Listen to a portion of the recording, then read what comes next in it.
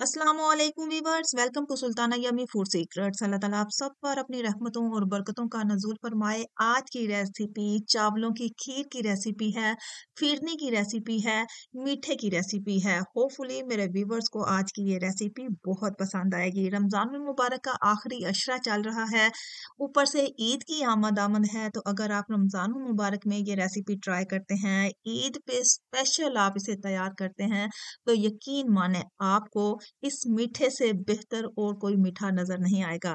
मेरे तरीके से, मेरे अंदाज़ से लज़ीज़ा खीर बनाएँ, मेहमानों और घरवालों को सभी को खुश कर दें।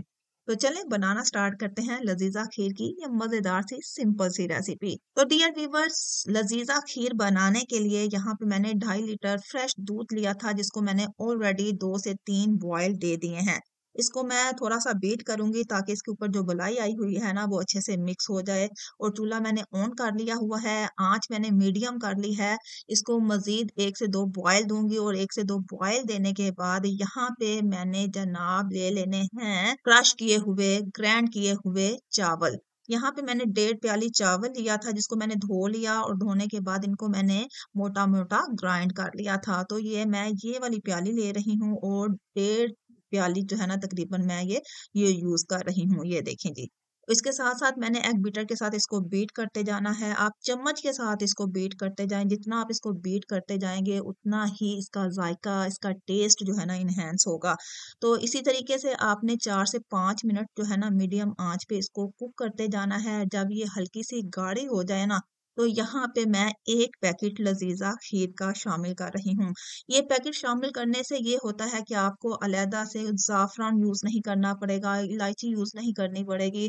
इसमें बहुत सारे इंग्रेडिएंट्स होते हैं। ये पैकेट यूज़ करने से आप दूसरे झंझट से बच जाते हैं। इससे खुशबू भी आएगी, जायका भी एनहांस होगा। तो ये पूरे का पूरा पैकेट जो है ना, मैं यहाँ पे शामिल कर रही हूँ। इसके साथ ही हम इसे मज़ीद खूब अच्छे तरीके से मिक्स करेंगे और इसको पकाते जाएँगे। 2 से 3 मिनट इसे मज़ीद पकाएँगे और 2 से 3 मिनट के बाद जब ये गाढ़ी होना शुरू हो जाए, तकरीबन ये पकने के मरहले पे पहुँच जाए, तो यहाँ पे मैं जनाब यहाँ पे 3 से 4 चम्मच जो है ना खोया भी यूज़ कर रही हूँ। अगर आपके पास है तो आप इसे शामिल कर लें, नहीं है तो आप इसे स्किप भी कर सकते हैं। मेरे पास मौजूद था तो मैं इसे शामिल कर रही हूँ। इससे भी जायका जो है ना वो बेहतर से बेहतरीन होगा। तो मज़ीद इसे खूब अच्छे तरीके से कुक करेंगे।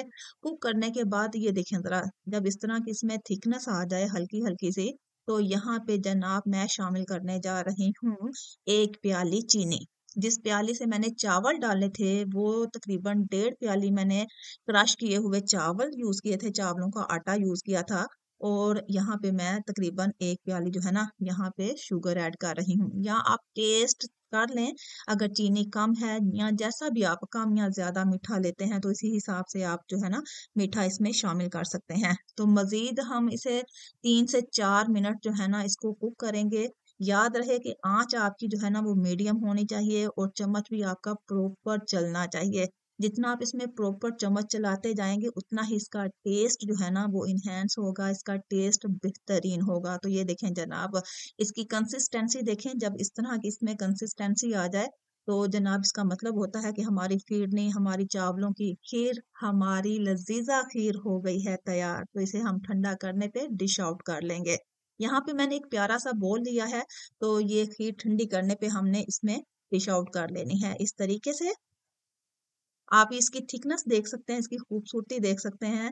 बहुत ही मज़े की, बहुत ही डिलीशियस जो है ना हमारी खीरनी तैयार हुई है, हमारी चावलों की खीर तैयार हुई है। यहाँ पे ड्राई फ्रूट्स में मैंने नारियल लिया है, किशमिश ली है, बादामों को मैंने भिगो के रख दिया था। इसका छिलका उतारने के बाद इनको मैंने स्लाइसेस में काट लिया और 1 बाय 1 मैंने इन तीनों ड्राई फ्रूट्स को इस खीर के ऊपर जो है ना वो स्प्रेड कर देना है। तो ये देखें जनाब, हमारी मज़ेदार लज़ीज़ा खीर हो गई है तैयार। डियर व्यूअर्स, डेली बेस पे मैं आपके लिए कोई ना कोई रेसिपी बहुत ही सिंपल और सादा से अंदाज में आपके साथ पेश करती रहती हूँ। होपफुली मेरे व्यूअर्स को इस रेसिपी से, मेरे चैनल से कुछ ना कुछ सीखने को मिल रहा होगा। अगर आज की ये रेसिपी आपके लिए यूजफुल साबित हुई है तो काइंडली मेरे चैनल को सब्सक्राइब कर दें। वीडियो अच्छी लगे तो वीडियो को लाइक कर दिया करें, अच्छा सा कमेंट कर दिया करें, ताकि मेरे चैनल की हौसला अफजाई होती रहे और मैं आपके लिए आसान सी रेसिपीज आपके साथ शेयर करती रहूं। हूँ। तो मिलते हैं एक अच्छी सी यूनिक सी सिंपल सी रेसिपी के साथ। अपना और अपने प्यारों का ढेर सारा ख्याल रखिएगा।